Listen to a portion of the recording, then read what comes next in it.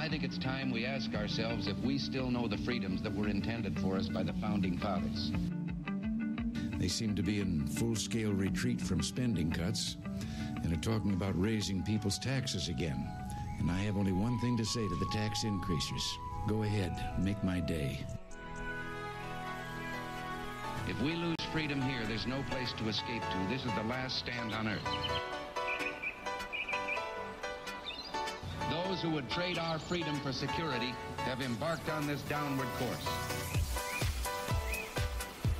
Whether we believe in our capacity for self-government or whether we abandon the American Revolution and confess that a little intellectual elite in a far distant capital can plan our lives for us better than we can plan them ourselves. Conduit News Radio with Paul Harrell is on now. Hello, ladies and gentlemen. Welcome to the program. It is Johnny Cash Friday. Let's get back to some normalcy here. We've got, yes, we got to hear this. Johnny Cash Friday, a day where we try to listen to as much Johnny Cash music as we can, while at the same time peppering in the news and events of the day. Boy, we got a lot of news to get to today. Let me tell you. Hey, at the bottom of this hour, we're going to be talking to Arkansas's Jerry Cox. He's the president of the Family Council. You know, the General Assembly meets at the Marble Palace on Monday, and they start to talk about passing laws and bills and such. We'll be covering that. But I'm going to be talking to Jerry Cox at 6:33 this morning about what the Family Council agenda is in the next couple of months down at the Marble Palace in Little Rock. And then at 7 o'clock, the Arkansas Center for Research and Economics, Dr. David Mitchell, is going to be talking about some research that he's done, you know, advocating to kind of free up, kind of get rid of some of these regulations, scope of practice. You know, when you're talking about, you might be licensed, you might be educated, and professionally, you can do a lot more things. But because the state of Arkansas, it has a restrictive licensing process, you're not able to do the full scope of your practice. So talk to him about that. And then at 7:33, Congressman Rick Crawford will be with us. We'll get his take on the government shutdown and everything else. I'm going to listen to just a little bit of this. President Donald Trump is at the border, and or he was at the border last night. I got a ton of stuff to get to in this first segment, really this first 30 minutes here. We're going to kind of ping-pong things around, but I want to go to the first audio clip. Joe, make sure you clue our online audience into this. I'm going to go to our first audio clip of the day, and that's going to be this is a little segment of President Donald Trump and Sean Hannity last night. Let's see here. Where is it? It's a YouTube video. Had it pulled up. It's that one, it's a YouTube video. Yeah, that one right there. Let's start with Jim Acosta, though, okay? Jim Acosta tries to prove Trump wrong while standing on the American side of the U.S.-Mexican border in front of a steel slatted fence here, barrier. Listen to what Jim Acosta says. And here are some of the steel slats that the president's been talking about right here. As you can see, yes, you can see through these slats to the other side of the U.S.-Mexico border. But as we're walking along here, we're not seeing any kind of imminent danger. There are no migrants trying to rush toward this fence, but no sign of the national emergency that the president has been talking about. There's a wall as a matter of fact, it's pretty tranquil down here. Mr. President, we have 55 miles of fencing. All right, now, sorry. So first off, he has been getting hammered on social media for being a moron. Jim Acosta, CNN's Jim Acosta, proving the president's point by attempting to make the president look wrong. That's in an area where there is a wall. Now, listen to this. You see Donald Trump and Ted Cruz and a Border Patrol agent or a Border Patrol chief who says this last night. Listen. We have 55 miles of fencing in this sector. We started a job in 2006. We need to finish that job. We've got the personnel, we need the technology, we need the resources, we need the infrastructure in order to control this border and manage it. Part of our area is covered with some fencing on our east side. That accounts for about 6% of our traffic. Where we have no fencing, over 90% of our traffic occurs in those areas. Okay, folks, I mean, you don't have to say any more. That's it. That's it. And we never even spoke before this, right? I never told you to say that. No, sir. I should have, except he said it perfectly, all right? Look, this is common sense. They need a barrier. They need a wall. If you don't have it, it's going to be nothing but hard work and grueling problems. And by the way, and death. And death. A lot of death. So that's President Trump yesterday at the border. He's flanked there by Senators John Cornyn and Ted Cruz, both of the senators from Texas. Now, it's getting to a point where I think we're winning the argument. You've got Democrats who've gone on all of the networks, and they're even admitting, yes, okay, we need a barrier. I mean, they don't want to admit it, but they're starting to crack. They're definitely not putting up the front that Nancy Pelosi and Chuck Schumer are putting up. You know, I've been calling Chuck Schumer a comic book villain because of it. It's just his shoulders, but I really think I should kind of clarify. I mean that he's like a Dick Tracy comic book villain, you know? It's really strange. This is getting to a point where, you know, the media is never going to tell you this, but most of the country here understands that a border wall is common sense, or a border fence, or steel slats, or whatever they want to call it. Okay, they believe that it's immoral, though, and I think this might be one of the reasons why Democrats, you hear all these whispers about Democrats not really wanting to support Nancy Pelosi. They kind of get dragged to supporting Nancy Pelosi because Nancy Pelosi is able to raise the most money, and that's why she's Speaker of the House right now. She raised a ton of money for Democrats. You can make an argument she's entitled to be the leader, that she's entitled to be the Speaker of the House. But don't you know there are Democrats out there, when they hear Nancy Pelosi say that a barrier or fence or wall is immoral, it's like hand to face. She said, what? This is why we really didn't want to support Nancy Pelosi, but we did anyway. Of course, you know, you made your bed, now you got to lie in it. Let's take a listen to this. Back on November the 9th of last year, the Daily Caller News Foundation put out this video of Democrats on immigration before versus after President Donald Trump. Listen to this. We want people coming in to our country based on merit and based on the fact that they are going to love our country and they respect our people in our country. For decades, open borders have allowed drugs and gangs to pour into our most vulnerable communities. Most tragically, they have caused the loss of many innocent lives. We are a nation of immigrants, and we should all be proud of it. But we're also a nation of laws. It is wrong and ultimately self-defeating for a nation of immigrants to permit the kind of abuse of our immigration laws. Not only in the states most heavily affected, but in every place in this country are rightly disturbed by the large numbers of illegal aliens entering our country. That's why our administration has moved aggressively to secure our borders more by hiring a record number of new border guards, by deporting twice as many criminal aliens as ever before. Families who enter our country the right way and play by the rules watch others flout the rules.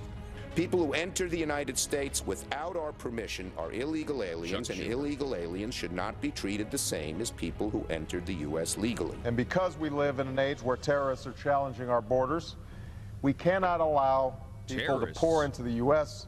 undetected, terrorists, undocumented. I thought Donald Trump was lying. We've got to do several things, and I am, adamantly against illegal immigrants. Certainly, we've got to do more at our borders, and people have to stop employing illegal immigrants. And we're working to make sure that we have sufficient facilities to detain, house, and process them appropriately. And it is unlikely that their children will be able to stay. Uh-oh. And I've asked parents across Central America not to put their children in harm's way. The president's decision to end DACA was heartless, now, this is and after. it was brainless. This is now after Trump. Hundreds of thousands of families will be ripped apart. Meanwhile, what's happening to families at the border is horrific. This is a moral and humanitarian crisis. What are you lying about, sir? That's the Democrats' law. We can change it tonight. We can change it right now. I will leave here. No.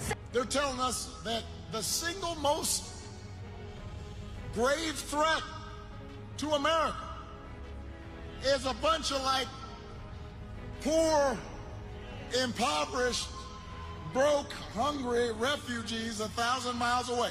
They're even using our brave troops, sending them down as a political stunt. The Department of Homeland Security says there's been more than a 200% spike in illegal border crossings over the past year, and a 37% jump from last month to this month.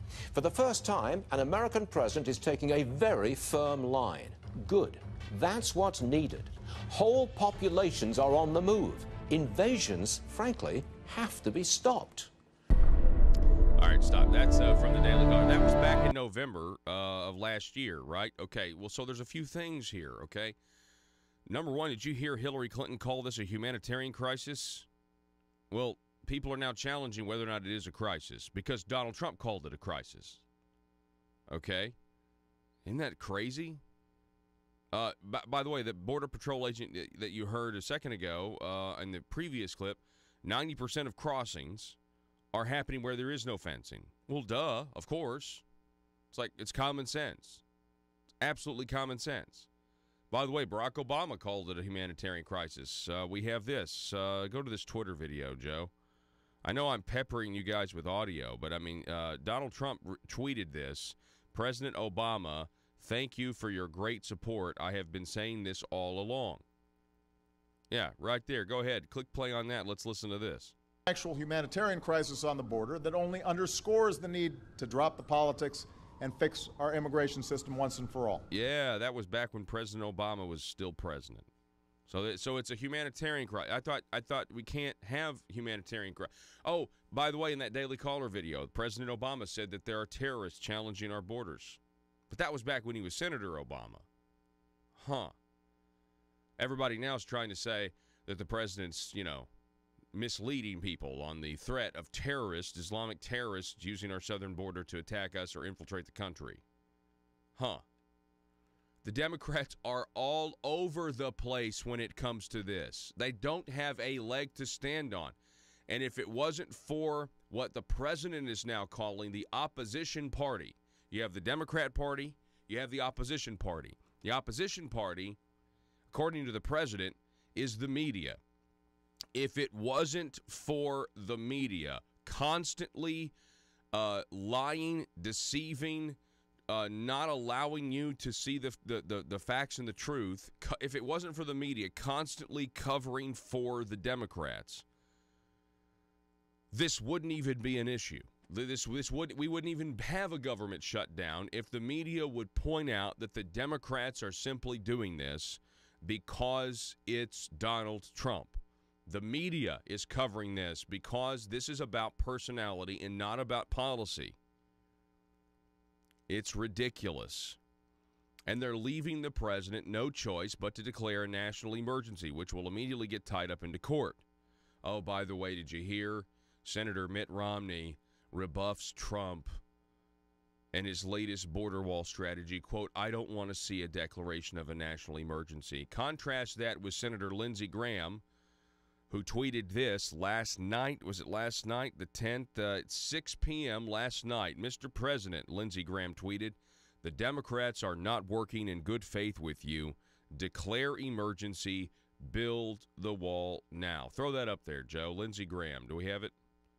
I want people to see this. There we go. There you see it right there? Mr. President, Democrats are not working. Build the wall now.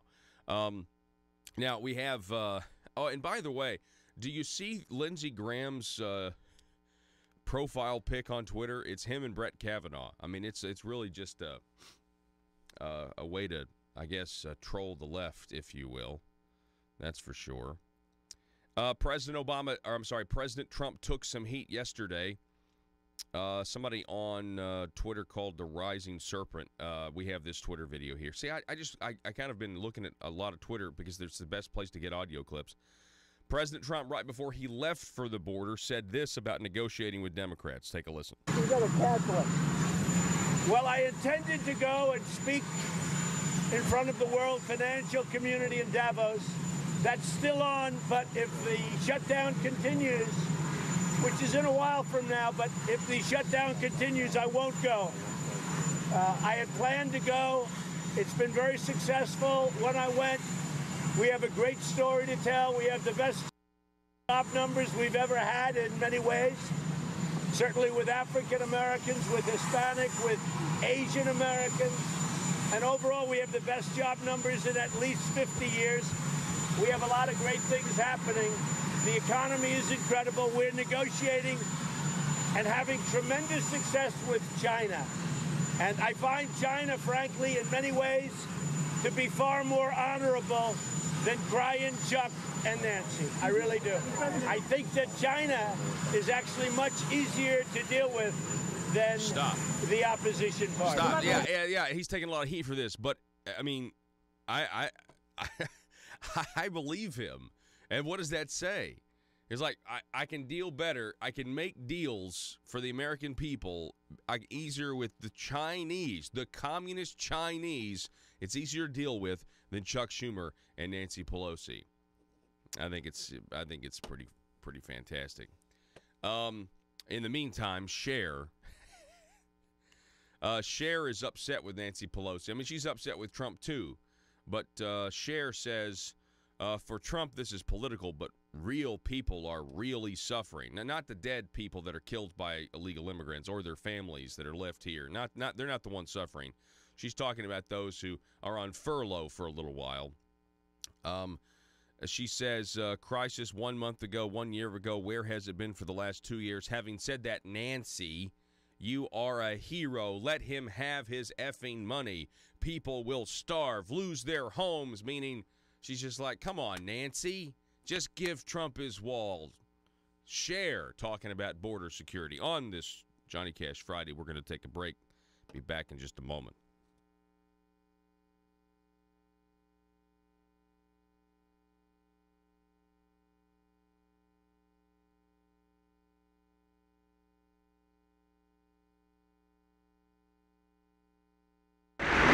Thank you. Thank you all very much. Mr. Speaker, Mr. President, distinguished members of Congress, honored guests, and fellow citizens. Only a month ago, I was your guest in this historic building, and I pledged to you my cooperation in doing what is right for this nation that we all love so much. I'm here tonight to reaffirm that pledge and to ask that we share in restoring the promise that is offered to every citizen by this, the last best hope of man on earth. All of us are aware of the punishing inflation which has, for the first time in 60 years, held to double-digit figures for 2 years in a row. Interest rates have reached absurd levels of more than 20% and over 15% for those who would borrow to buy a home. All across this land, one can see newly built homes standing vacant, unsold, because of mortgage interest rates. Almost 8 million Americans are out of work. These are people who want to be productive.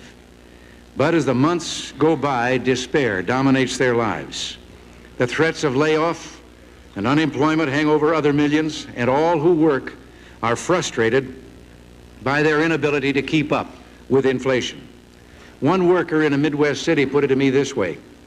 He said, I'm bringing home more dollars than I ever believed I could possibly earn, but I seem to be getting worse off. And he is. Not only have hourly earnings of the American worker, after adjusting for inflation, declined 5% over the past 5 years, but in these 5 years, federal personal taxes for the average family have increased 67%. We can no longer procrastinate and hope that things will get better. They will not. Unless we act forcefully, and now, the economy will get worse. Can we who man the ship of state deny it is somewhat out of control? Our national debt is approaching $1 trillion. A few weeks ago, I called such a figure, $1 trillion, incomprehensible. And I've been trying ever since to think of a way to illustrate how big $1 trillion really is. And the best I could come up with is that if you had a stack of $1,000 bills in your hand, only 4 inches high, you'd be a millionaire. $1 trillion would be a stack of $1,000 bills 67 miles high. All right, welcome back. I got to get to some more of this news. I know it's more of a, it's not really a pepper shaker today. It's just like we're just really saturated. But the America Talks Live host, that's John Cardillo. He is on Newsmax.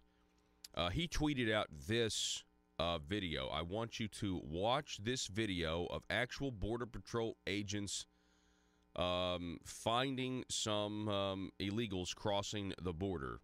Watch this video.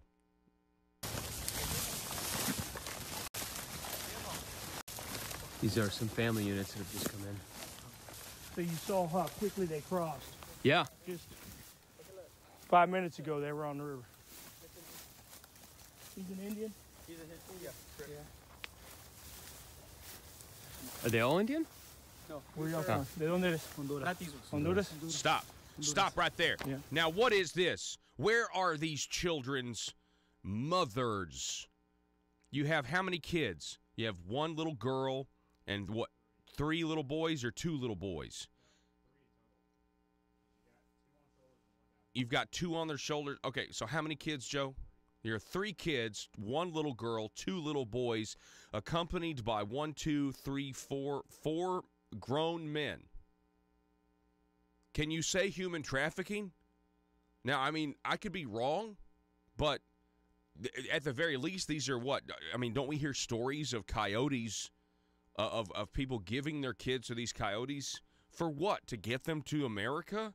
Where's that little girl's mom? Where is she? Where is she? Back up and play it again. Or a little bit. Just play, back up a little bit. All right, Are they all Indian? No. Where y'all from? ¿De dónde eres? Honduras. Honduras. Yeah. 3 adult males with 3 kids. 3 adult males with 3 kids. Sorry, I think I said there were 4 males. 3 adult males. Do what? Anyway, I'm just telling you right now. I saw that video. Yesterday, and you telling me that's not weird? There's something messed up about that right there, folks.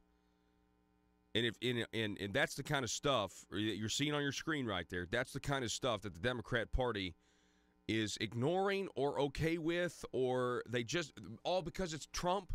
Because Trump, you don't want to give Trump a win. You don't want to give Trump border security, or you don't want to give Trump a wall, a fence, or barrier, whatever you want to call it. Something's messed up about that. You can go back and listen. This is a humanitarian crisis. Barack Obama's right. It's a humanitarian crisis that now all of a sudden you don't want to do anything about. Now that there's a guy, after decades of open border policies, where Republicans like the cheap labor, the Republican donor class, they love the cheap labor. The Democrats love the idea of a future amnesty where they get future votes and a dependent class. And that's why nobody's done anything about this. And all of a sudden, one guy steps up and is bringing it to the forefront of the American, psyche, and they're not for border security. They call it immoral. Border security is immoral. No, Paul, they say that the wall is immoral because Donald Trump's a racist. Well, if the wall is immoral, isn't border security immoral? Isn't more border agents? Aren't drones? Isn't sensors and technology? Isn't that also immoral? Why is a barrier immoral? But more border agents isn't. You guys are hypocrites. We're going to be talking to Rick Crawford coming up in an hour, 7:33. So stay tuned for that. Congressman Rick Crawford will be on the show. Coming up next, we'll be talking with Family Counsel's Jerry Cox. Don't go anywhere.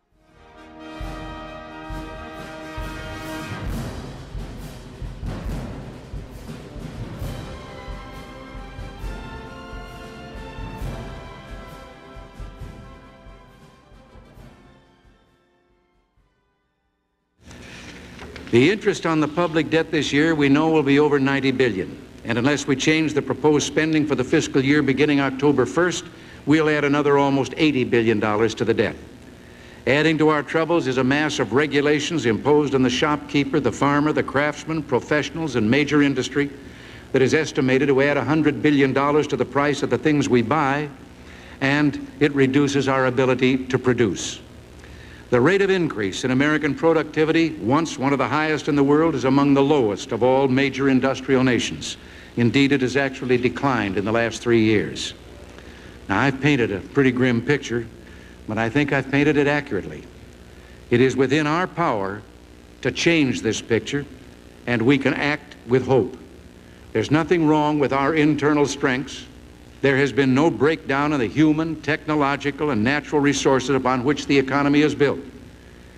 Based on this confidence in a system which has never failed us, but which we have failed through a lack of confidence and sometimes through a belief that we could fine-tune the economy and get a tune to our liking, I am proposing a comprehensive 4-point program. For example, now let me outline in detail some of the principal parts of this program. You'll each be provided with a completely detailed copy of the entire program. This plan is aimed at reducing the growth in government spending and taxing, reforming and eliminating regulations which are unnecessary and unproductive or counterproductive, and encouraging a consistent monetary policy aimed at maintaining the value of the currency. If enacted in full, this program can help America create 13 million new jobs, nearly 3 million more than we would have without these measures. It will also help us to gain control of inflation. It's important to note that we're only reducing the rate of increase in taxing and spending. We are not attempting to cut either spending or taxing levels below that which we presently have. This plan will get our economy moving again, productivity growth, and thus create the jobs that our people must have. And I'm asking that you join me in reducing direct federal spending by $41.4 billion in fiscal year 1982, along with another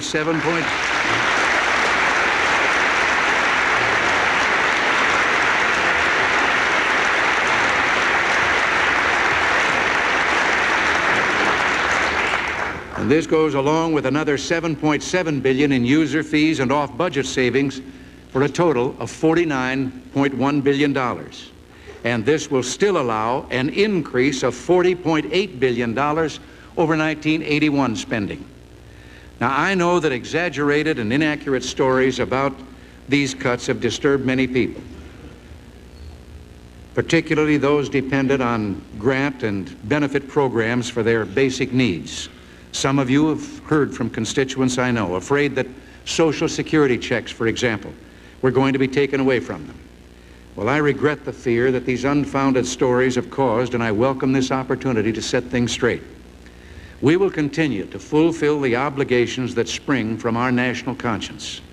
Those who, through no fault of their own, must depend on the rest of us, the poverty-stricken, the disabled, the elderly, all those with true need, can rest assured that the social safety net of programs they depend on are exempt from any cuts. The full retirement benefits of the more than 31 million Social Security recipients will be continued along with an annual cost of living increase. Medicare will not be cut, nor will supplemental income for the blind, the aged, and the disabled, and funding will continue for veterans' pensions. School breakfasts and lunches for the children of low-income families will continue, as will nutrition and other special services for the aging. There will be no cut in Project Head Start or summer youth jobs. All in all, nearly $216 billion worth of programs providing help for tens of millions of Americans will be fully funded. But government will not continue to subsidize individuals or particular business interests where real need cannot be demonstrated.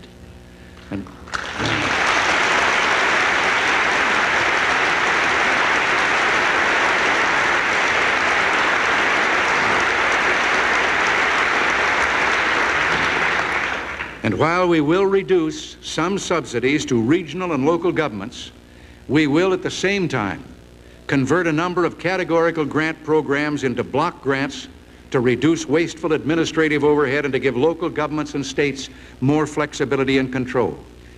We call for an end in duplication to federal programs and reform of those which are not cost effective. Now, already, some have protested that there must be no reduction in aid to schools. Well, let me point out that federal aid to education amounts to only 8% of the total educational funding.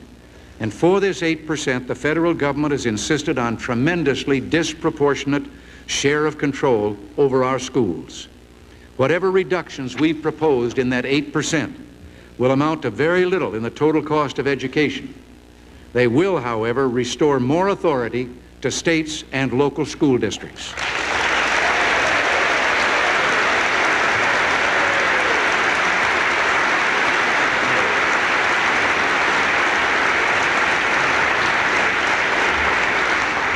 Historically, the American people have supported, by voluntary contributions, more artistic and cultural activities than all the other countries in the world put together. I wholeheartedly support this approach and believe that Americans will continue their generosity. Therefore, I'm proposing a savings of $85 million in the federal subsidies now going to the arts and humanities. There are a number of subsidies to business and industry that I believe are unnecessary. Not because the activities being subsidized aren't of value, but because the marketplace contains incentives enough to warrant continuing these activities without a government subsidy. One such subsidy is the Department of Energy's Synthetic Fuels Program. We will continue support of research leading to development of new technologies and more independence from foreign oil. But we can save at least $3.2 billion. All right, folks, welcome back to the program. The telephone number is 870-275-9799. That's 870-275-9799. If you would like to text or call, you can also sound off over at facebook.com/Conduit News. That's facebook.com/Conduit News or the YouTube channel. We're always grateful for people who subscribe and then click the little bell to receive notifications. Joe, do we have him? Okay. So I understand we do have Jerry Cox is on the line. This is the president of the Family Council is joining us now. We have Mr. Jerry Cox. Jerry, it's always a pleasure to have you on, sir. Hey, it's always a pleasure to be on there. Sorry, I'm a bit late. I could not find my cell phone. I don't know if anybody has that problem once in a while. Oh, man, I do. And I will say that I absolutely panic when that happens. Yep. You know what? It was right where I left it. There we go. Yeah, I have to retrace my steps as well. So Jerry, we've got the Arkansas General Assembly. They're convening on Monday. The 14th is starting probably what's going to be a 3-month process or so. And I just wanted to have you on so you could articulate some of your priorities of Family Council, what you guys are working on, what you hope to accomplish. Sure. Well, first of all, yesterday, Americans United for Life, one of the nation's premier national, pro-life groups, released their rankings for the most pro-life states in America. And for the second year, Arkansas is number 2. We're the second most pro-life state in America based on the laws that we have on the books. And so Arizona's number 1. We're right behind them. And so what we want to do is work with our friends in the legislature and the governor and the attorney general, and we want to pass some additional restrictions on abortions that will protect women's health. And I believe we can see Arkansas move into number 1 as being the most pro-life state in America. So we have about half a dozen pieces of legislation that we're working on right now with members of the General Assembly. We're getting those bills drafted, and we hope to see those filed, obviously soon because the legislature starts next week. Yeah, that's fantastic news. I do know there has been some bills in the past trying to protect the health of women when it comes to abortion. A lot of people out there on the left, Jerry, say that abortion is safe and there's nothing to worry about, but that's not the case. Well, it's absolutely, obviously, half. It's a bad way to say it, but half of people that go into an abortion clinic don't come out alive. Yes, and that's just the sobering fact about it. The good news is that people who are in a situation where they have an unplanned pregnancy, there is help out there that will, these pregnancy resource centers all around the state will help women who have an unplanned pregnancy, help them put their child up for adoption, help them find a place to live, help them with maternity clothes, those kinds of things. So there's help out there, but at the same time, we don't want these abortion doctors to treat women like cattle and just run them through one right after the other, do the abortion without any regard for the health of the women. And we've seen that in other states, like with the Gosnell situation in Pennsylvania. So one of the goals that we have is to create a situation where these doctors are not allowed to mistreat women who are just in a bad way. So for one thing, I think we need to extend the waiting period so that women don't just walk in and get the abortion on demand immediately, but they have time to reflect on that. And right now it's a 48-hour waiting period. I don't see why we shouldn't push that out to 72, because the state of Missouri has done that, and study after study shows that if women have some time to consider the ramifications of what they're about to do, many make a better choice. And so even if you were going to have any other kind of medical procedure, most of the time the doctor gives you a chance to think about it unless you're in an emergency situation. So lots of good possibilities there. Wow. That's fantastic. So are the goals of the Family Council this upcoming legislative session, is it mostly focused on the pro-life side of things? Is there anything else? I mean, I know we've got medical. Go ahead. Well, we have some other issues, and one of these is very closely related to the whole pro-life area, and that's our health care rights of conscience bill. We believe so strongly that our country was founded on the principle of people have a right to act on their sincerely held religious beliefs as long as they're not breaking a law or, hurting somebody. And so we don't want to see healthcare professionals ever be forced to participate in an abortion or other medical procedures that they may find in total violation of their sincerely held religious beliefs. And these laws have been in place in places around the country like Illinois and Mississippi and so forth, and they've really served the public well. Mm-hmm. And we attempted to pass a good law 2 years ago, and the legislature refused to do so. And so we're going to make our case again. In fact, we were in meetings yesterday about that because, Paul, I mean, our country respects right of conscience so much that we'll let people opt out of combat if they are a conscientious objector. And so I don't want to see our religious liberties and our right to act on our beliefs ever have to take a back seat to, let's say the LGBTQ agenda, mm-hmm. where somehow you're going to be forced to embrace that lifestyle, or abortion, where you're going to be forced to participate in an abortion. We're just not that kind of country. And so we're going to try to make our case and see if we can get a good law passed to protect rights of conscience. I think that's really, really good. And, there may be some people out there listening to this that might say, well, is this really a problem? Are there doctors being forced to perform procedures that, conflict with their conscience now? And I don't know of any, but I will just say this. I don't want to wait for that problem, to happen or to get worse. I would like to do something preemptive because, and here's the key, and we need our legislators to know this, the line of thought is out there that if you don't want to perform an abortion, well, then you should have thought about that before you decided to become a doctor. It's out there. I've talked to people. I went man on the street style several years ago, Jerry, and talked to the LGBT community when they were down at the Capitol protesting the Religious Freedom Bill, and and I talked to them about this, whether it was a baker, whether you are a florist. You know, they were under the assumption that if you want to have a business, then you have to, then you have to bake the cake. Then you have to serve at the wedding, at the religious ceremony.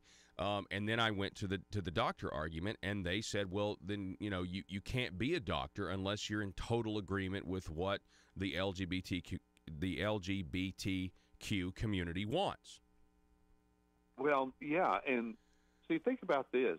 These rights of conscience go all kinds of directions. For example, if you're in medical school, should you as a medical school student be forced to learn how to do an abortion before you can get your license to be a doctor? If we get to that point, then Christians who have a sincerely held belief are going to be put in a place where either they've got to go do an abortion to get their medical license, or you can't be a doctor. And so that plays out that way in other professions. What about counselors? Let's say that you're a professional counselor. They say you can't counsel people that marriage of a man and a woman is better than marriage of two men. If you're going to tell people that, we're not going to give you your license. On and on. And that's the upside-down world that we live in. And make no mistake, those storm clouds are forming in other places around the country. And it frustrates the daylights out of me because people here in Arkansas will say, well, it's not a problem here. Well, so I get accused of trying to solve problems that don't exist. But then when the problem manifests itself, they turn around and look at me and say, Jerry, why are you so reactionary? And I'm like, well, I tried to tell you it was going to be a problem. Now it is. And all we can do now is react to it. And so what we're trying to do is to prevent some bad outcomes. Nobody should lose their license to be a counselor before we pass a law. We ought to pass a law to protect that ahead of time. Mm-hmm. I completely agree.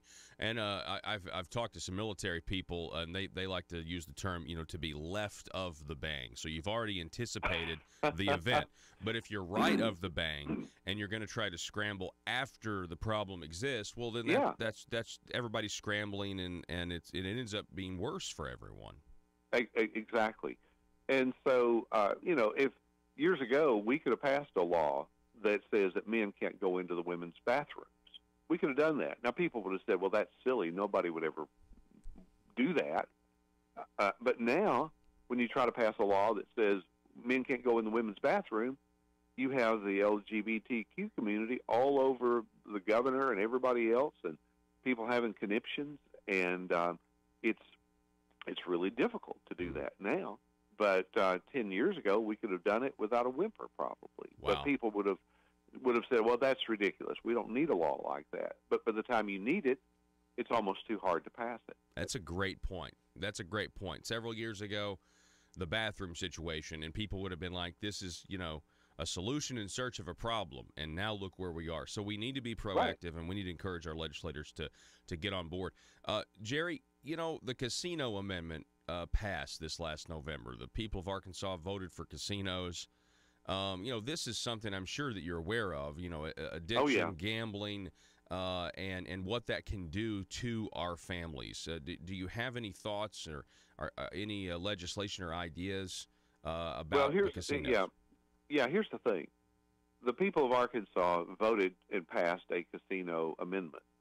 I dare say that 99.99% of the people that voted for that measure never bothered to read it. And that's, I vote on things that I don't read too sometimes. But if they had read it and understood it, I don't believe they would have voted for it, because what it does is it writes 4 entities into our state constitution. It gives them a monopoly over all the casino gambling in Arkansas.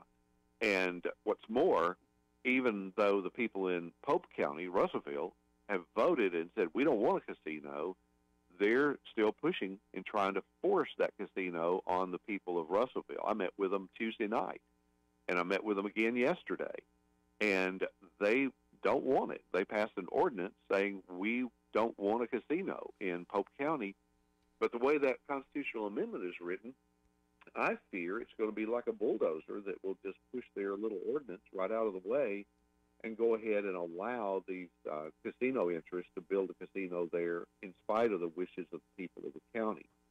And that's the sad outcome of that casino amendment. And unfortunately, there's not a lot the legislature can do because the amendment was written by the gamblers to purposely tie the hands of the legislature. In fact, Oaklawn over in Hot Springs and Southland, they're paying less in taxes now than they were before the amendment passed. And the governor even talked about that. Yeah. Unfortunately, it was the day after the election he started talking about it. The state of Arkansas was losing $40 million because Oaklawn and Southland's taxes went down, and they haven't built these other casinos yet. So it's a dangerous thing for a state to become dependent on taxes from any kind of vice like gambling or marijuana or even alcohol or tobacco, because then the state has a vested interest in seeing people buy more of that or do more of that, and that's a bad way for a state to operate, to encourage people to do things that are harmful in order for the state to collect more tax dollars. Jerry Cox, president of the Family Council, sir, it is always great to have you on. I appreciate your work. I know the people of Arkansas do as well, and I'll see you at the Marble Palace, sir. Hey, it'll be fun. All righty. You be safe. Have thanks. a great weekend. All Folks, right, you too. Bye-bye. We're going to take a break, and we'll be back here in just a moment.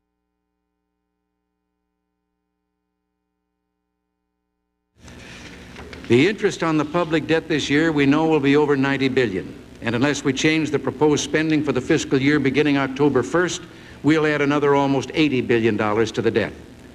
Adding to our troubles is a mass of regulations imposed on the shopkeeper, the farmer, the craftsman, professionals, and major industry that is estimated to add $100 billion to the price of the things we buy, and it reduces our ability to produce.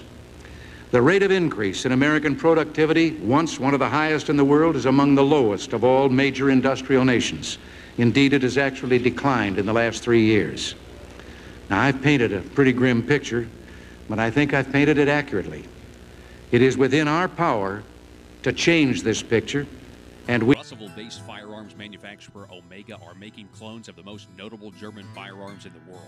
These delayed rotor-lock firearms have been and are currently used by law enforcement and military worldwide. At Omega, they manufacture their guns right here in Arkansas and produce the best reproduction in the marketplace that comes with a complete 5-year warranty. At Omega, they take firearm manufacturing seriously and offer discounts to active and retired law enforcement. Whether you're using Omega firearms to defend the public, defend your family, or for target practice, Omega has your back. For pricing, go to omega-guns.com. That's omega-guns.com. Are you a conservative-minded young person and want to let the world know about it? Are you tired of rolling your eyes as your professor regurgitates progressive, PC, neo-Marxist nonsense?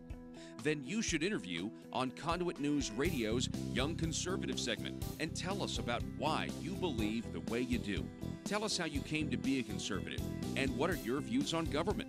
Now, if you're worried that your neo-Marxist professor may also be a right-wing talk radio listening masochist, then names can be changed to protect the innocent. It's the Conduit News Radio Conservative Future segment. To be interviewed, call 870-275-9799. That's 870-275-9799. If you're like me, you believe that small business is the heart of Arkansas's economic engine, and it should be viewed that way by the politicians in Little Rock. Conduit for Commerce also believes, like you and I believe, policies that achieve less regulation and lower taxation help small business in Arkansas thrive. Other policies like small, constitutionally consistent government and reducing citizen dependency on government keeps it from growing and expanding its influence on our daily lives. Conduit for Commerce works every day to educate the general public and legislators on these important priorities in the name of Arkansas small business.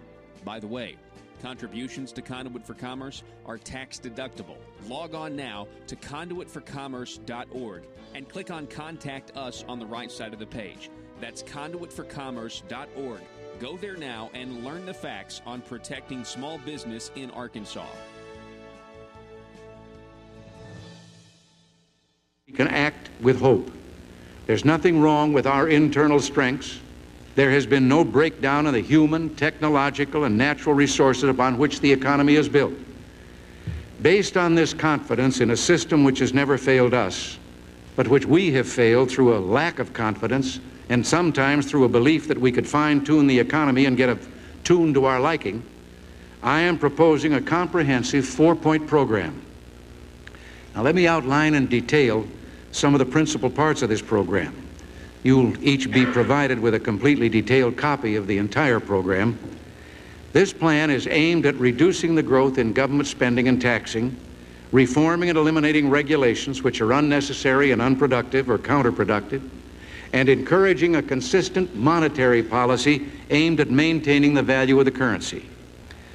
If enacted in full, this program can help America create 13 million new jobs, nearly 3 million more than we would have without these measures. It will also help us to gain control of inflation. It's important to note that we're only reducing the rate of increase in taxing and spending. We are not attempting to cut either spending or taxing levels below that which we presently have. This plan will get our economy moving again, productivity growth, and thus create the jobs that our people must have. And I'm asking that you join me in reducing direct federal spending by $41.4 billion in fiscal year 1982, along with another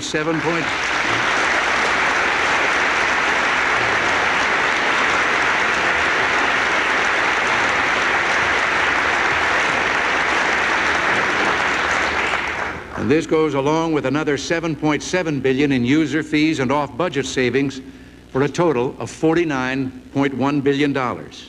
And this will still allow an increase of $40.8 billion over 19.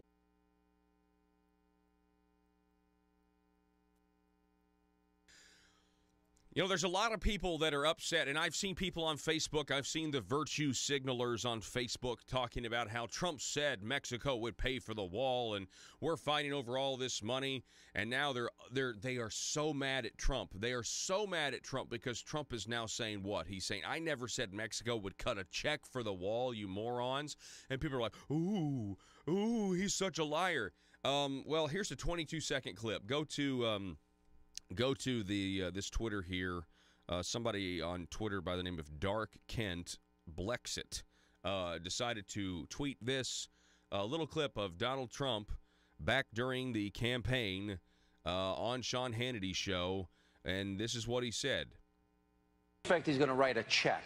But what you're saying is that they will have to make concessions. Well, there's many different ways. So in other words, you don't expect Mexico to say, yes, Mr. Trump, here's a check for $10 billion. That's not feasible. It wouldn't look good. So you think the deals that you make will more than compensate for the wall? Even if we tax them, we may tax them. Okay, it doesn't make any difference. Look, we lose a tremendous amount of. So, I mean, that's just a little clip there. I mean, you know, that's Trump agreeing, saying, yeah, obviously they're not going to write a check. It's going to be done with the trade deals. And now that's what the president is saying. He's saying we're going to have Mexico pay for the wall with the trade deals. It's not like this is some sort of spin. It's not like when he said Mexico will pay for the wall, did the people out there who are criticizing the president now, did you actually think Mexico was going to cut a check? Or that Trump meant that either. That Trump meant that Mexico is going to send a check to the United States Treasury to build the wall. I mean, did you actually think that? I didn't think that. I mean, Mexico would pay for it is a great, matter of fact, it was a provocative statement because I think some people were like, well, what does he mean by that? Well, he means, he's negotiated a new deal to replace NAFTA that they need to approve. Anyway, hey, we've got one more hour coming your way. Next, we're going to be talking with Dr. David Mitchell from the Arkansas Center for Research and Economics here in 5 minutes. And then at 7:33, Congressman Rick Crawford will talk to us in the midst of a government shutdown. Back in just a moment. The news and talk of Northeast Arkansas. This is News Talk 101.3 FM and 1230 AM KBTM, Jonesboro, an EAB radio station. 1981 spending. Now, I know that exaggerated and inaccurate stories about these cuts have disturbed many people, particularly those dependent on grant and benefit programs for their basic needs. Some of you have heard from constituents I know, afraid that Social Security checks, for example, were going to be taken away from them.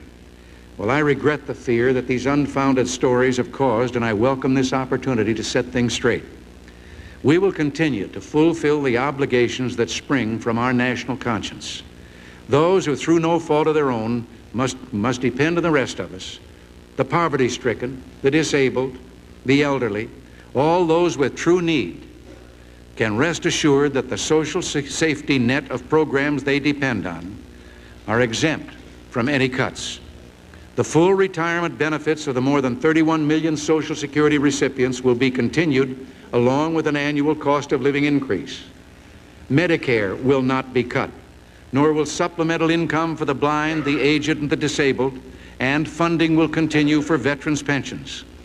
School breakfasts and lunches for the children of low-income families will continue, as will nutrition and other special services for the aging. There will be no cut in Project Head Start or summer youth jobs.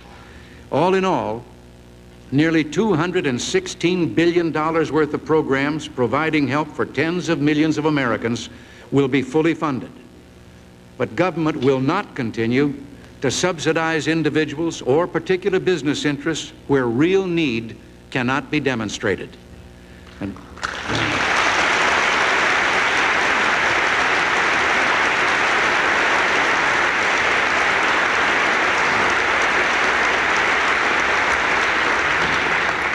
And while we will reduce some subsidies to regional and local governments, we will at the same time convert a number of categorical grant programs into block grants to reduce wasteful administrative overhead and to give local governments and states more flexibility and control. We call for an end in duplication to federal programs and reform of those which are not cost effective. Now, already, some have protested that there must be no reduction in aid to schools. Well, let me point out that federal aid to education amounts to only 8% of the total educational funding. And for this 8%, the federal government has insisted on tremendously disproportionate share of control over our schools. Whatever reductions we've proposed in that 8% will amount to very little in the total cost of education. They will, however, restore more authority to states and local school districts.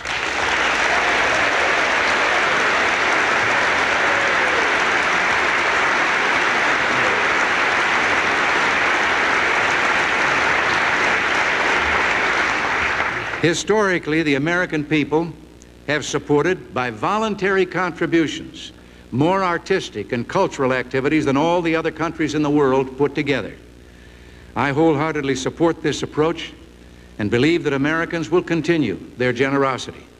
Therefore, I'm proposing a savings of $85 million in the federal subsidies now going to the arts and humanities. There are a number of subsidies to business and industry that I believe are unnecessary. Not because the activities being subsidized aren't of value, but because the marketplace contains incentives enough to warrant continuing these activities without a government subsidy. One such subsidy is the Department of Energy's Synthetic Fuels Program. We will continue support of research leading to development of new technologies and more independence from foreign oil. But we can save at least $3.2 billion by leaving to private industry the building of plants to make liquid or gas fuels from coal. We're asking that another major industry, business subsidy I should say, the Export-Import Bank Loan Authority be reduced by 1/3 in 1982. We're doing this because the primary beneficiaries of taxpayer funds in this case are the exporting companies themselves, most of them profitable corporations. This brings me to a number of other lending programs in which government makes low-interest loans, some of them at an interest rate as low as 2%. What has not been very well understood is that the Treasury Department has no money of its own to lend. it has to go into the private capital market and borrow the money. So in this time of excessive interest rates, the government finds itself borrowing at an interest rate several times as high as the interest it gets back from those it lends the money to.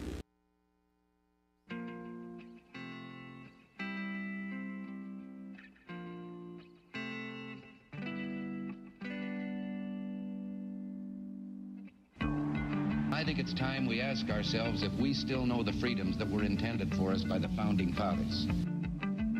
They seem to be in full-scale retreat from spending cuts and are talking about raising people's taxes again. And I have only one thing to say to the tax increasers. Go ahead, make my day. If we lose freedom here, there's no place to escape to. This is the last stand on earth. Those who would trade our freedom for security have embarked on this downward course.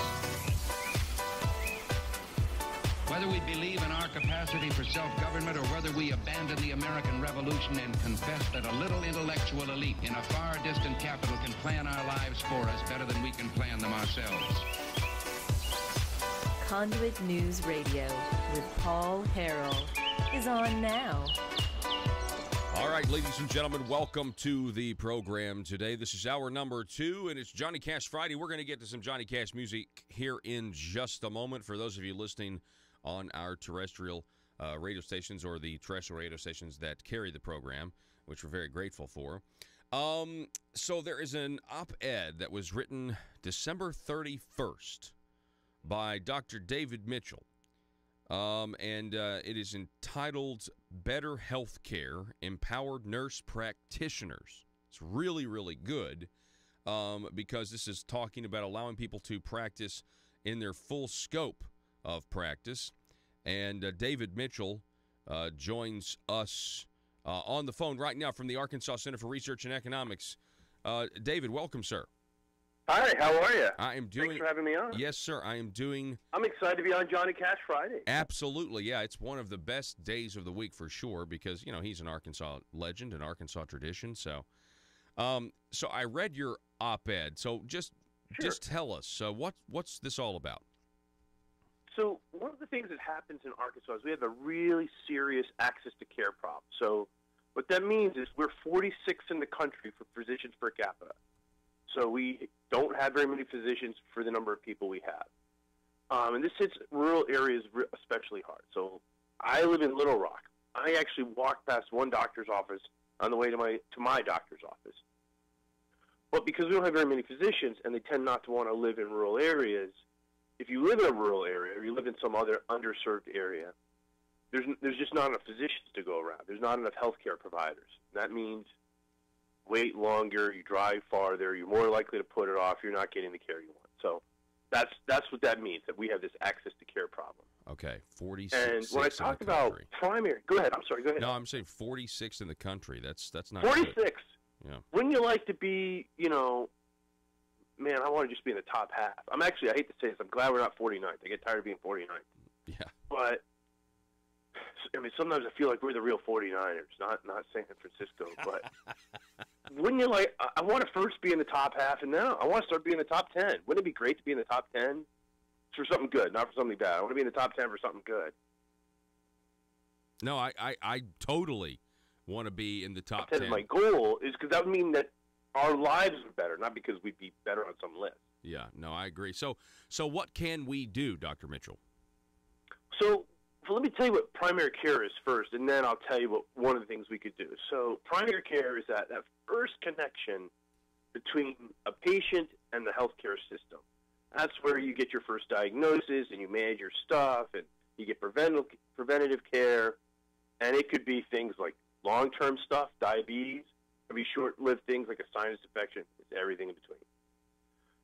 So one of the things that we could do is we could have more nurse practitioners, and we could have nurse practitioners do what they have been trained to do. We could let them really do what they've been trained to do.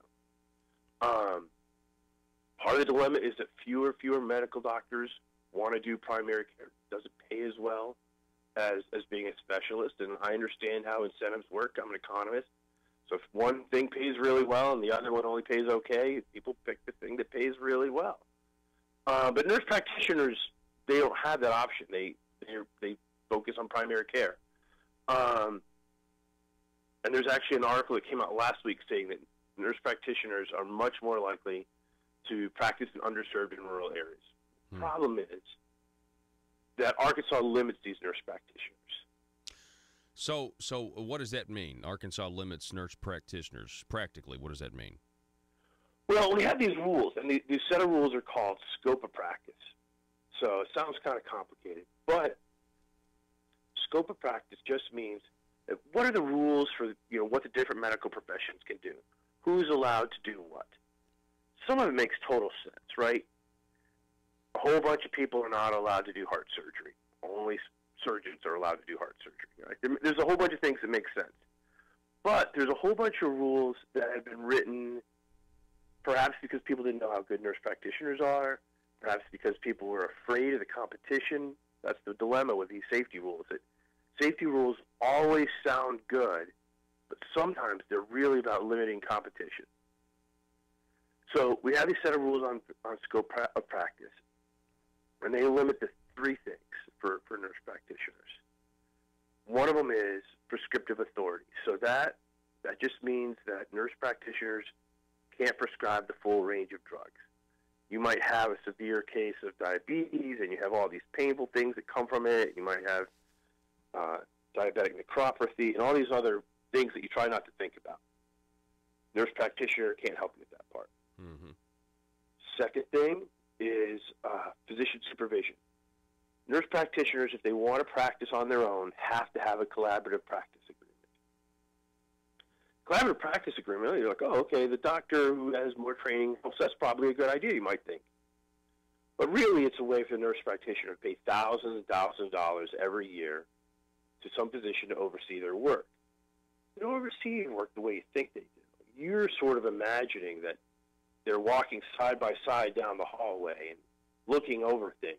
No, it's at the end of the quarter, physician magically picks up a couple of charts and says, oh, yeah, that sounds good. Where's my check? Yep.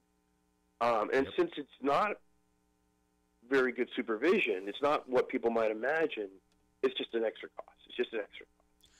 Well, so and go ahead. No, well, I mean, I think you're exactly right there, because I've heard that from others before, as well as people who are very familiar with what's going on in the medical community with physicians and nurse practitioners. We're talking with Dr. David Mitchell, director of the Arkansas Center for Research and Economics. Now, you said that one of the things that they limit is prescription, writing the full scope of what they can write. So let me ask you this, and I'm just trying to play devil's advocate here, because I know, like you said, if the rules are not really about safety, there will be people that make contrived arguments to make it look like it's really about safety, but it may just really be about money. So what about the opioid crisis? Would getting rid of that rule, could it potentially make the opioid crisis worse? No, I don't believe that for a second. So, 2 years ago, Arkansas passed a prescription monitoring program for control of substances that every time any kind of provider writes a prescription for any controlled substance, it goes to the database, and they can look for alerts, and they can sort of see what's going on and who are the providers that are providing lots of stuff. But also, that rule, I mean, it feels a little bit of like an invasion of privacy, because it feels like, oh, now the state knows that I have a prescription for something. But that rule is designed partly to make sure that there's no providers that are writing lots of prescriptions, so that you're not having one doctor writing stuff like it's candy, but also it helps find patients who are shopping, who have 5 different physicians writing them prescriptions. So as we have that program in state, I don't worry about it too much. The most important thing is when they've done some research on which of the states that have the most pain prescriptions per 100 people, the states that are the worst are Mississippi, West Virginia, Louisiana, Arkansas, and Michigan.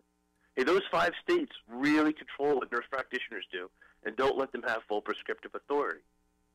Then they looked at the states with the lowest amount of pain pill prescriptions. They were states like Nevada, Idaho, Oregon, Connecticut, Hawaii, Minnesota. Hey, Those are the states that let nurse practitioners, do the full, to practice full extent of their authority. So you think, wait, the states that let nurse practitioners do the most are the states that have the least problem, and the states that let the nurse practitioners do the least are the states that have the most problem. It's not nurse practitioners causing the problem. Wow. If nurse practitioners are causing the problem, we have to work on nurse practitioners because that's a serious issue. Wow.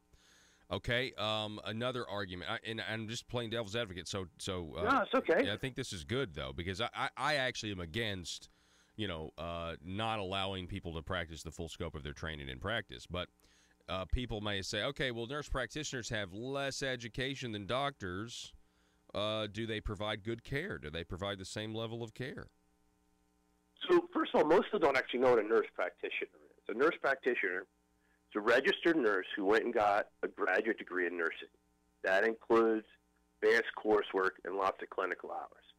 Clinical hours is just a way of saying they got lots of practice doing it. They did a lot of learning on the job with a supervisor, walking around, learning how to do the job. The training does not take as long as an MD's training. But here's the thing. Don't confuse inputs and outputs. Years of training is an input. But what we care about is how well the patients are treated. I don't care how long it took you to learn something. What I care is, did you learn it so that you can help people? So there's a tremendous number of studies showing that NPs, that's a nurse practitioner, provide equal or better primary care than MDs. So part of the reason they provide really good care is they have great training.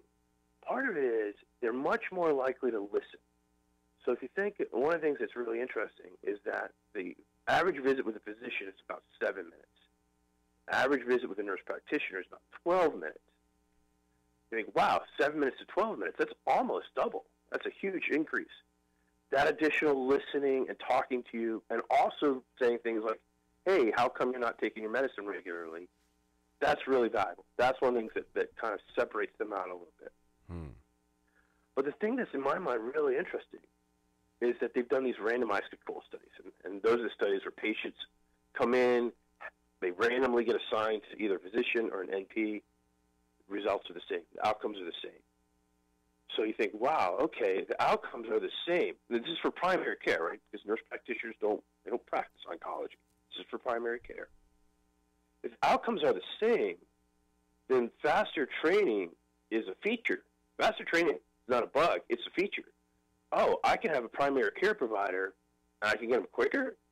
I don't know why I don't want that. Yeah. Why wouldn't I want a really good primary care provider who also comes quicker?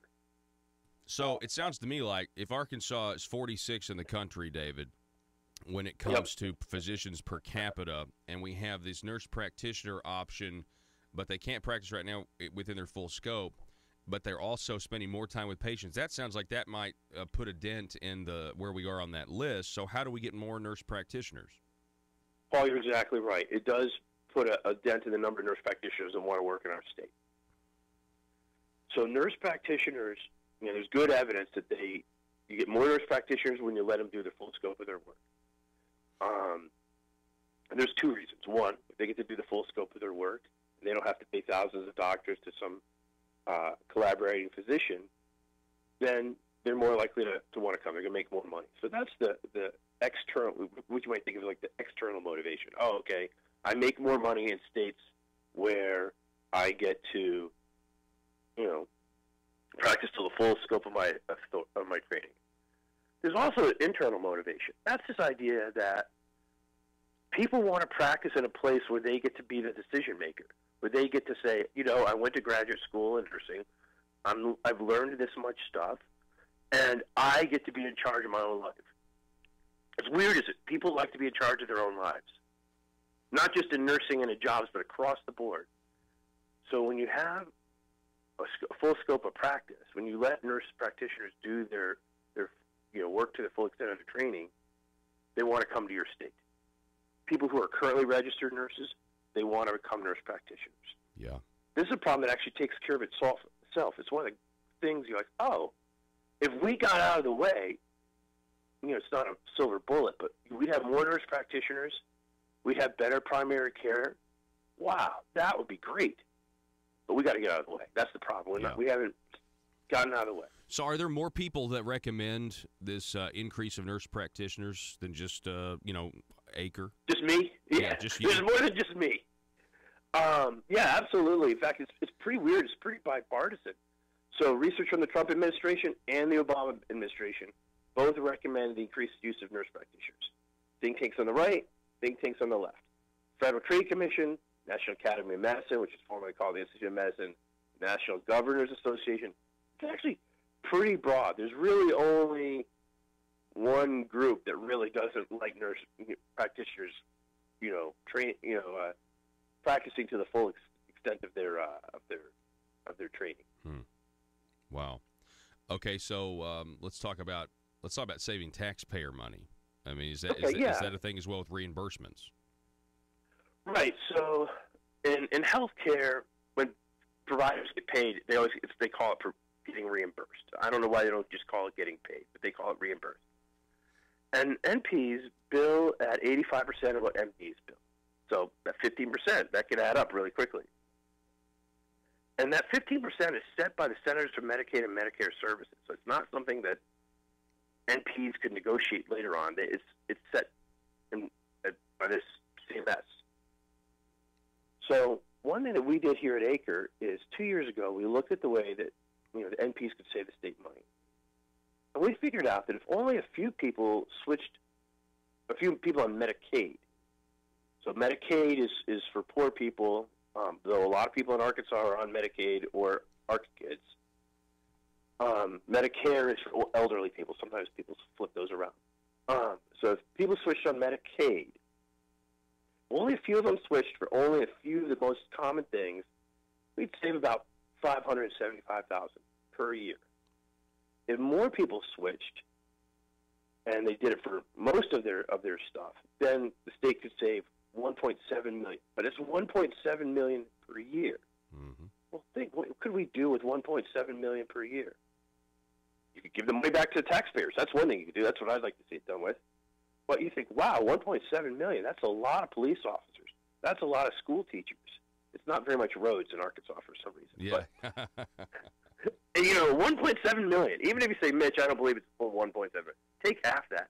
Yeah. That's a yearly amount just for Medicaid. Wow, that's a huge savings. Yeah, that's remember, really good. Medicaid is about a fifth of the state budget. So if you took some of that money out of that, you're on your way. And we just said, what if people just switched? We didn't say, hey, if people get primary care, they're less likely to go to the emergency room. We didn't say, hey, you get real savings from early detection and management of diseases. We just looked at what if people went in for their regular visit, and instead of seeing a physician, they saw a nurse practitioner. And we know that physicians often don't really like to see people on Medicaid anyway because the rate's not as high as some other things. Right. But we looked at the real numbers from the state of Arkansas and what would happen if 10% of these people switched over. What happened if 20% of them, what if they did just a few things? What if they did, 10 things? And that number can change. We're talking with Dr. David Mitchell. He's the director of the Arkansas Center for Research and Economics, and he's really got a great idea here. And David, this is really about choice. This is about freedom of choice. This is about giving the consumer, which we don't ever talk about in healthcare, a choice. In order to do that, you got to let nurse practitioners do what they were trained to do fully. So go ahead. We're running out of time here, but go ahead and tell us, remind our audience what the Arkansas Center for Research and Economics is all about. Yeah, so ACRE is a university-based research center. We're housed at the UCA College of Business, and our research focuses exclusively on Arkansas. So we only do state-based things. And our main issues are labor market regulations, including things like scope of practice rules for nurse practitioners, taxes and spending, and transparency. And we feel like those are three big issues that could be worked out in Arkansas that would make a real change in people's lives. Real quick, are there plans to try to tackle this nurse practitioner issue in the upcoming session that begins on Monday? So 6 years ago, people were working on it. 4 years ago, people were working on it. I know there's a couple of people working on it this current session. At the very least, we could let people in Medicaid go to nurse practitioners as their designated provider That would be a really small change, but that would save money for the state, and it would give people more choice. And I think more choice is better. Absolutely. Dr. David Mitchell, it's always great to have you guys on. I really appreciate the fine work that y'all do. Thank you very much. I appreciate it. Don't forget, nurse practitioners provide excellent primary care. All right. Dr. David Mitchell, appreciate it. The director of the Arkansas Center for Research and Economics. Check them out, ladies and gentlemen. They've got some great research papers. Always great to have. Anybody from Acre is always fantastic to have on the program. It's Johnny Cash Friday. We got Congressman Rick Crawford coming up here at 7:33. Don't go anywhere. And this difference, of course, is paid by your constituents, the taxpayers. They get hit again if they try to borrow, because government borrowing contributes to raising all interest rates. By terminating the Economic Development Administration, we can save hundreds of millions of dollars in 1982 and billions more over the next few years. There's a lack of consistent and convincing evidence that EDA and its regional commissions have been effective in creating new jobs. They have been effective in creating an array of planners, grantsmen, and professional middlemen. We believe we can do better just by the expansion of the economy and the job creation which will come from our economic program.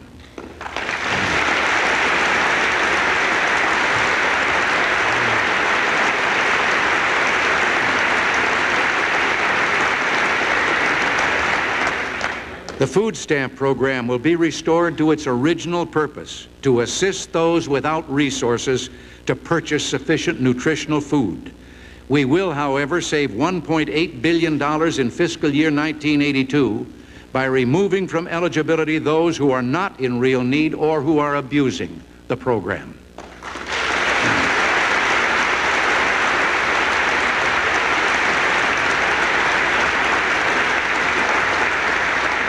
But even with this reduction, the program will be budgeted for more than $10 billion. We will tighten welfare and give more attention to outside sources of income when determining the amount of welfare an individual is allowed. This, plus strong and effective work requirements, will save $520 million in the next year. I stated a moment ago our intention to keep the school breakfast and lunch programs for those in true need. But by cutting back on meals for children of families who can afford to pay, the savings will be $1.6 billion in fiscal year 1982. Now let me just touch on a few other areas which are typical of the kind of reductions we've included in this economic package. The Trade Adjustment Assistance Program provides benefits for workers who are unemployed when foreign imports reduce the market for various American products, causing shutdown of plants and layoff of workers. The purpose is to help these workers find jobs in growing sectors of our economy. There's nothing wrong with that. But because these benefits are paid out on top of normal unemployment benefits, we wind up paying greater benefits to those who lose their jobs because of... Can we see this real quick? We're going to be talking. We've been talking about the border. We've been talking about the crisis at the border, and we had a great hour last hour. Mitch McConnell, leader Mitch McConnell on Twitter. Democrats now say the same fencing and barriers that were okay when President Obama was in the White House are now immoral because President Trump is the one making the request. This isn't how you make serious policy. Go ahead and excuse me, click play, and you see he's got two photos here of the exact same barrier. Under Obama, they were okay with it, but now under Trump, they're not okay with it. The same photo. Listen to Mitch McConnell. Sometimes it's kind of hard to listen to Mitch McConnell, I'll agree, but go ahead and listen to him anyway. Construction on this upgraded steel slat barrier began back in 2011. At the direction, mind you, of President Obama's Department of Homeland Security. Just 5 years prior, Senator Obama joined with then-Senator Hillary Clinton, the current Democratic leader, and several other Democrats when they all voted to authorize 700 miles of physical barriers under the Secure Fence Act of 2006. Now, Madam President, on the right, we have an example of a barrier like those the new Speaker of the House has recently described as immoral. Now I would defy my colleagues to tell me what the difference is. They're exactly identical. So we went from the Obama administration, when everybody was supporting a wall that looked just like this, to the Trump administration, where now it's immoral. We'll be right back with Congressman Rick Crawford.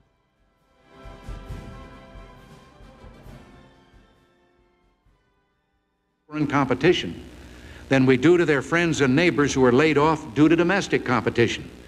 Anyone must agree that this is unfair. Putting these two programs on the same footing will save $1.15 billion in just 1 year. Earlier, I made mention of changing categorical grants to states and local governments into block grants. Now, we know, of course, that the categorical grant programs burden local and state governments with a mass of federal regulations and federal paperwork.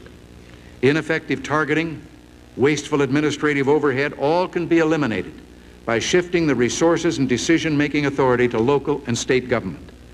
This will also consolidate programs which are scattered throughout the federal bureaucracy, bringing government closer to the people and saving $23.9 billion over the next 5 years. Our program for economic renewal deals with a number of programs which at present are not cost-effective. An example is Medicaid. Right now, Washington provides the states with unlimited matching payments for their expenditures. At the same time, we here in Washington pretty much dictate how the states are going to manage those programs. We want to put a cap on how much the federal government will contribute, but at the same time allow the states much more flexibility in managing and structuring the programs. I know from our experience in California that such flexibility could have led to far more cost-effective reforms. Now, this will bring a savings of $1 billion next year. The space program has been and is important to America, and we plan to continue it. We believe, however, that a reordering of priorities to focus on the most important and cost-effective NASA programs can result in a savings of $250,000. Now, coming down from space to the mailbox, the Postal Service has been consistently unable to live within its operating budget. It is still dependent on large federal subsidies. We propose reducing those subsidies by $632 million in 1982 to press the Postal Service into becoming more effective. And in subsequent years, the savings will continue to add up. The Economic Regulatory Administration in the Department of Energy has programs to force companies to convert to specific fuels. It has the authority to administer a gas rationing plan, and prior to decontrol, it ran the oil price control program.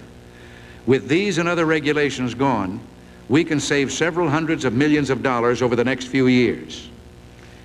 I'm sure there's one department you've been waiting for me to mention, the Department of Defense. It's the only department in our entire program that will actually be increased over the present budgeted figure.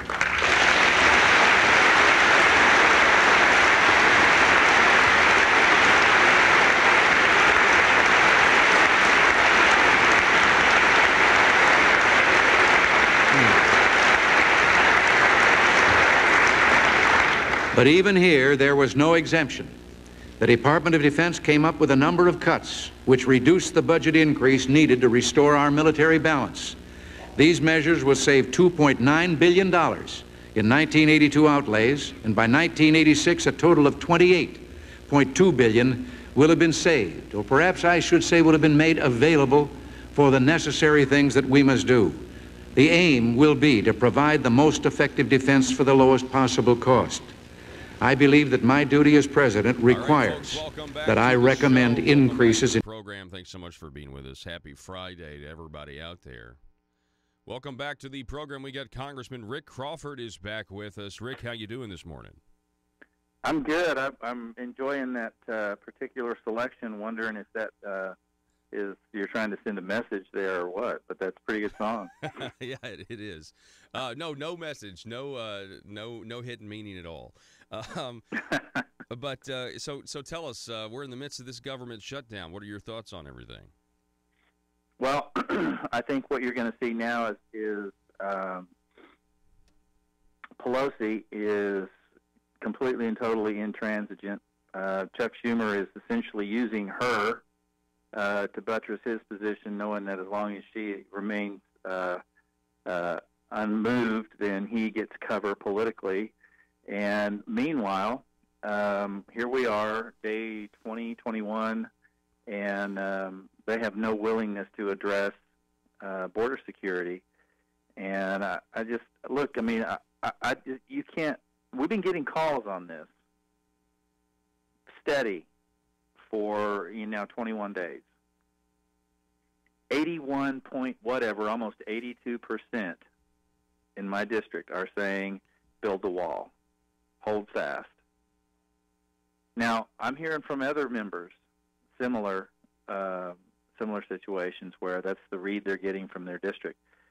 And just so people know, I mean, we track every call, we record every call. I mean, in terms of we're not recording the voice, but we're annotating the call and the message of what the caller has, and so we're keeping track.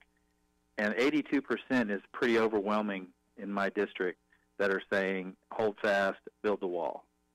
Wow. And it's I think people ought to know that. I can't speak for the other districts, but we're watching ours pretty close, as you can imagine, and that's the sentiment we're getting. And I wouldn't say that if it weren't the case. I mean, look, if my job is to represent the 1st District of Arkansas. I know other districts have different issues and they have different perspectives. I don't live in California, but even in California, there's look at the police officer that was just recently killed by an illegal. That has changed the narrative to a large degree. So it's an impasse that's very easy to fix, easy to address, and we have a speaker who just refuses to even begin to negotiate. She's just absolutely. President comes up and says, "Hey, if we open up the border, if we open up the government, can we talk about border security in 30 days?" No. Okay. What's he supposed to do? Is he supposed to stay in the room and continue? When you get that type of response, I mean, at this point, it's up to him. And now you have Lindsey Graham saying he's encouraging the president to use executive authority for an emergency declaration so that we can do a couple of things. One, primarily get the government back open. And two, using his authority to, on the national security front, to secure the nation. That's his responsibility. It's our responsibility as representatives. And as those of us who took an oath to support and defend the Constitution, is to keep our nation safe. And I just can't imagine why a pretty good idea. If I can just, a little inside baseball, she's terrified of Alexandria Ocasio-Cortez. Really? Oh, absolutely. And so why she continues to keep this position is because the progressives on her side of the aisle, that is the new, the antithesis, if you will, of the Freedom Caucus in the Republican conference.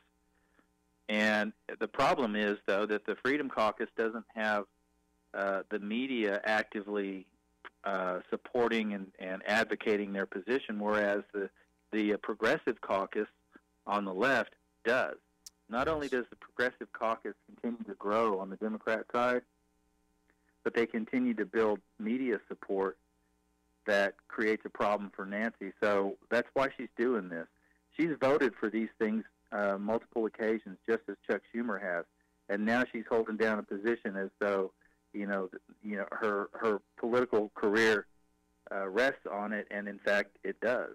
So the inside baseball, we're talking with Congressman Rick Crawford. That makes President Trump's statement yesterday before he left for the border, when he said the Democrats have been, quote, taken over by a group of young people who, frankly, in some cases I've been watching, I actually think they're crazy. That might be referring to Nancy feeling like in order to maintain power, she cannot. And she's called the wall immoral as well, Congressman Crawford. And they claim, the Democrats right now want to eat their cake and have it. They want to say we are against the wall because the wall is immoral, but we are for border security. And my question is, if the wall is immoral, then isn't border security immoral also? Indeed, because, they talk about the wall, and they're trying to get the president to recognize that the wall metaphorically can be addressed through technology and increased manpower. Okay, if we stipulate that that's the case and we increase and enhance border security, but you've already said that the wall itself is immoral. And so what you're saying is it's immoral for nation states to exist, because what you champion is open border policies. And if that's the case, we have no country. So whatever you say a wall should consist of, whether it be a physical structure, whether it be enhanced technology to interdict illegal crossings, whether it be more personnel on the border, any and all of those things, the wall, metaphorically speaking, is immoral. So but what you're hearing from these Democrats that say the wall is immoral is that they don't recognize our national sovereignty and our responsibility to protect the citizens of this nation. Not only do they not recognize it, but they actively reject it by calling it immoral. And so what we have are bigger problems here, societally, that we're going to have to wrestle with above and beyond just trying to keep the nation secure. So I totally respect their right to their opinion under the Constitution, however ill-informed and misguided it may be. But the fact remains that in order for them to enjoy that constitutional right, we have to maintain our sovereignty, and that requires border security. So you see the irony of their position? I absolutely do. I absolutely see it. It is extremely ironic. And, we're at a situation here where the Democrats, I think, are all over the place, and they've made this about a personality. They don't like President Trump, and so they are now going back on everything they've once said. We have audio. We played it in the first hour of Barack Obama calling it a crisis, a humanitarian crisis. Well, now they are trying to say, well, the President Trump, he's wrong. It's not a crisis on the border. It absolutely is a crisis. We have, what Bill Clinton said in the 90s. We have what Hillary Clinton said about illegal immigration. We have Chuck Schumer in his own words saying illegal immigrants should not be treated, or illegal aliens shouldn't be treated the same way as people who've come here legally. All of that is out the window, all because of who won the presidency in 2016.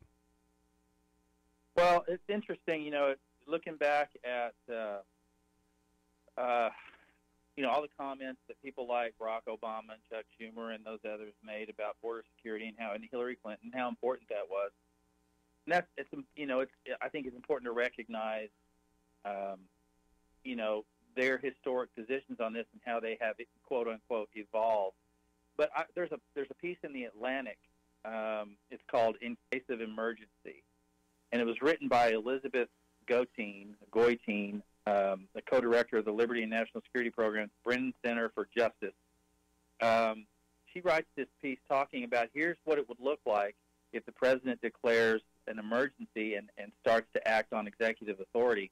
She lays out the case for why this is so bad, but she uses historic precedent going back as far as Abe Lincoln. She uses Abe Lincoln as an example where he used executive authority to preserve the Union. She uses FDR as an example. He used executive authority to take action during the Depression, which was, in fact, exacerbated and prolonged under his tenure. Also, his pre-World War II actions, he used executive action. But she goes on to qualify that these two were good presidents.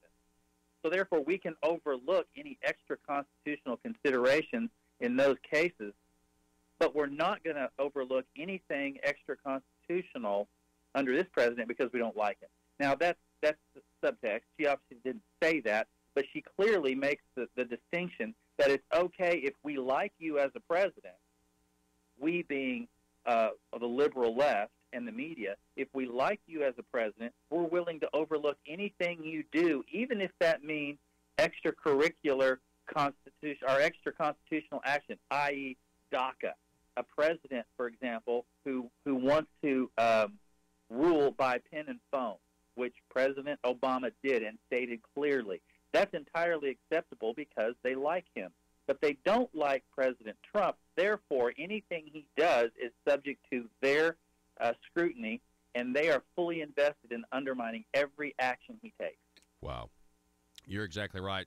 We're talking with Congressman Rick Crawford. I agree with your take on what's going on, and I'm glad that 80% of your district is supportive and saying hold firm, build the wall. To talk a little bit about, we have illegal immigration, we have illegal aliens here, and they have killed American citizens. And I know we're in the midst of a government shutdown, and I know there's federal workers who are not getting their paychecks today, and I feel for them. I know that's got to be bad. I know you've got mortgage payments coming up and due and everything else, and that's awful. On the other hand, though, if it is a crisis, and it's not only a humanitarian crisis, it's in some places the southern border is some of the most violent places, on the planet. And you have the fentanyl, you have the heroin, you have the sex and human trafficking that's going on.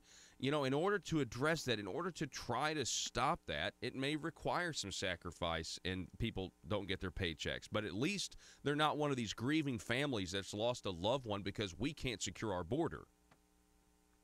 Well, you raised some good points there, and the drug trafficking issue in and of itself is something that you just can't overstate. There are, I think there were somewhere in the neighborhood of 70,000 fatalities due to overdose. Last year, we're on track to have even more this year. It's an unbelievable problem that people are until it affects you personally, you're probably not as aware of it. But it's going to start affecting more people personally because fentanyl is the scourge of humanity. And if you thought meth was bad, wait till you start seeing people getting their hands on fentanyl. And it requires less. They can bring more in because it requires less quantity, and the dosage requires so small to be lethal. But the amount of fentanyl brought into this country is staggering. And where's it coming from? About 95% of it coming across the southern border. And so we need to be diligent about this, not just diligent, but proactive and doing everything we can to stop it. Not just, reduce it a little bit and say, hey, we're fighting the war on drugs. We could talk for hours about the war on drugs and what is being done, what isn't being done, what should have been done for years, what's being allowed to happen for optics, things like that. Well, the fact of the matter is, I was watching. I think Sarah Carter, the reporter journalist, she was down at the border yesterday doing a live Twitter, and so one of the people there that was supporting the president. He leaned in the camera and he said, "There's never been a war on drugs. If there was an actual war on drugs, this border would have been secure a long time ago." And I thought, wow, I've never even thought of it that way. Well, absolutely. And this is my point. There are things going on in northern Mexico that I'm privy to that I can't share. That if the average American citizen knew about it, we wouldn't be having this conversation. We would have locked it down long ago, without question. But the problem is, most of these lawmakers aren't aware of it, and they choose to use this as a tool for political purposes. Really kind of investing in the knowledge that if they give immigrants that come across the border illegally, if they give them a full complement of benefits, and they roll out the red carpet and welcome them to the country, even though they've come in illegally, and they give them that status, that the payoff is going to be political power for them. And let's just be honest about it. And so they don't want to, just like Nancy Pelosi flat out refused to hear the brief from Secretary Nielsen last week, refused to hear it as she was presenting the details of the border statistics. She would not let her speak because they don't want. Once they know the truth, there's no defense of their position. So they don't want to know the truth. Wow. What they want to know is, what do I need to do to further this narrative so that I can ensure my own political longevity? And that is the problem. Last question, Congressman Crawford. Do you think President Obama or President Trump will declare a national emergency, and at this point, should he? Well, I don't know what other option he has, quite frankly. If we have a leadership cadre on the Democrat side that is unwilling to address this forthrightly and with any degree of intellectual honesty, then it's really kind of on him. And quite frankly, I think he's shown remarkable forbearance in not doing that up to this point. But after today, I don't know what else he can do. I honestly think that he's going to do this maybe by the end of the day. Although I don't like this route necessarily, I don't see any other options. I agree with Lindsey Graham on this. What else are you going to do? If the other side refuses to even engage, she flat out says, I will not give you one thin dime for border security. Then what are you going to do? I mean, he's got a responsibility to the American people, and whether the American people necessarily like it or not, in this case they do overwhelmingly, but even if they didn't, sometimes you've got to do things that are in the interest of, look, sometimes you got to ground your kids because they've done some things they shouldn't have done, and I'm not suggesting that we equate this. We're talking about a population that's entitled to their opinion and things like this. But if we don't secure our borders, our sovereignty is being challenged by these non-state actors. And think about this: the cartels in 2016, I believe 2016 or 2017 rather, $600 billion in known revenue. That's what we know of, and that's like a small country. $600 billion. I mean, there are countries that would probably love to have that as their GDP. Wow. And that's what we're up against. And the other thing that also is to their advantage is they don't have any regulatory regime that prevents them from acting whenever and wherever they want. And so that's what we're up against. And I'm going to tell you, folks, we've got to wake up to this problem. We got to wake up quick. Congressman Rick Crawford, I'm proud to call you my congressman. Thank you for the work that you're doing on this, and thank you for coming on the program this morning. You bet. Anytime. Thanks, Paul. All righty. Folks, we're going to take a break. Situation down at the border is a crisis. It is serious, and something's got to be done about it. We're going to take a break. Defense spending over the coming years.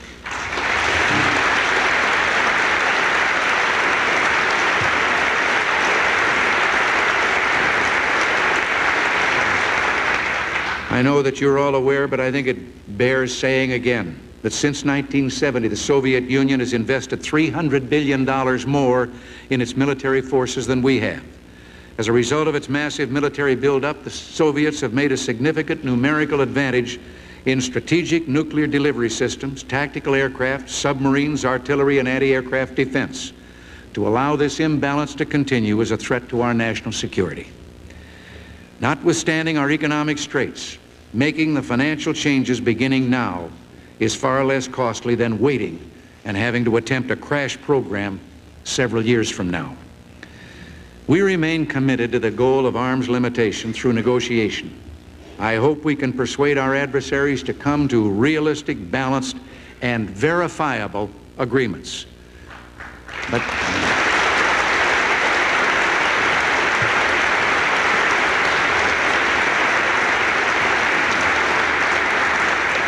But as we negotiate, our security must be fully protected by a balanced and realistic defense program. Now, let me say a word here about the general problem of waste and fraud in the federal government. One government estimate indicated that fraud alone may account for anywhere from 1% to 10%, as much as $25 billion of federal expenditures for social programs. If the tax dollars that are wasted or mismanaged are added to this fraud total, the staggering dimensions of this problem begin to emerge. The Office of Management and Budget is now putting together an interagency task force to attack waste and fraud. Are you tired of rolling your eyes as your professor regurgitates progressive, PC, neo-Marxist nonsense? Then you should interview on Conduit News Radio's Young Conservative segment and tell us about why you believe the way you do. Tell us how you came to be a conservative and what are your views on government.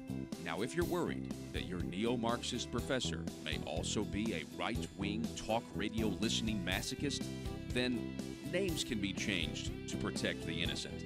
It's the Conduit News Radio Conservative Future segment. To be interviewed, call 870-275-9799. That's 870-275-9799. Russellville-based firearms manufacturer Omega are making clones of the most notable German firearms in the world.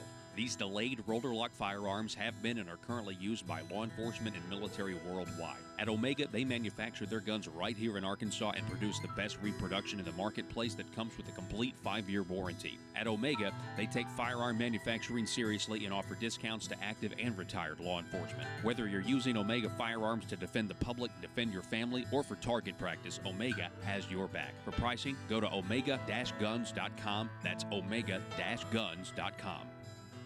If you're like me, you believe that small business is the heart of Arkansas's economic engine, and it should be viewed that way by the politicians in Little Rock. Conduit for Commerce also believes, like you and I believe, policies that achieve less regulation and lower taxation help small business in Arkansas thrive. Other policies like small, constitutionally consistent government and reducing citizen dependency on government keeps it from growing and expanding its influence on our daily lives. Conduit for Commerce works every day to educate the general public and legislators on these important priorities in the name of Arkansas small business. By the way, contributions to Conduit for Commerce are tax deductible. Log on now to conduitforcommerce.org and click on Contact Us on the right side of the page. That's conduitforcommerce.org. Go there now and learn the facts on protecting small business in Arkansas. Fraud. We're also planning to appoint as inspectors general highly trained professionals who will spare no effort to do this job. No administration can promise to immediately stop a trend that has grown in recent years as quickly as government expenditures themselves. But let me say this: waste and fraud in the federal government is exactly what I've called it before: an unrelenting national scandal, a scandal we're bound and determined to do something about.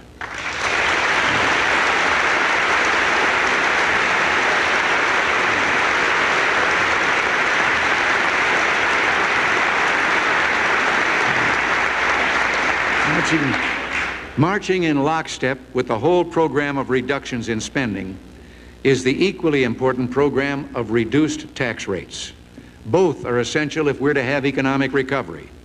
It's time to create new jobs, to build and rebuild industry, and to give the American people room to do what they do best.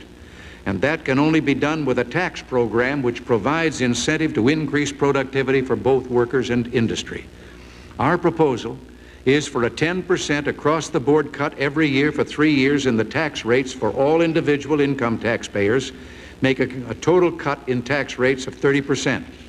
This 3-year reduction will also apply to the tax on unearned income, leading toward an eventual elimination of the present differential between the tax on earned and unearned income. Now, I would have hoped that we could be retroactive with this. But as it stands, the effective starting date for these 10% personal income tax rate reductions will call for as of July 1st of this year. Again, let me remind you that while this 30% reduction will leave the taxpayers with $500 billion more in their pockets over the next 5 years, it's actually only a reduction in the tax increase already built into the system. Unlike some past quote-unquote tax reforms, this is not merely a shift of wealth between different sets of taxpayers. This proposal for an equal reduction in everyone's tax rates will expand our national prosperity, enlarge national incomes, and increase opportunities for all Americans. Some will argue, I know, that reducing tax rates now will be inflationary. A solid body of economic experts does not agree.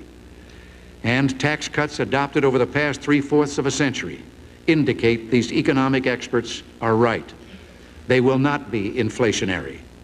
I've had advice that in 1985, our real... All right, folks, welcome back. As we wind down the show, I want to remind everybody to go to conduitnews.com for your statewide news. The session starts on Monday, so we will be covering that throughout the week. The first week of the General Assembly down in Little Rock, the first week is kind of, we need to be ready for anything at all times. But a lot of that first week is, a lot of parties and stuff. So there's a lot of partying that goes on. So that's what the first, I don't know. It just depends on how how well you can focus the next day to get things done. Anyway, everybody will come together, and it'll be what government is. So we're going to be talking about that next week, as well as everything else that's going on. Will President Trump declare a national emergency? We're all waiting to find out. Arkansas, we'll see you Monday. Be safe.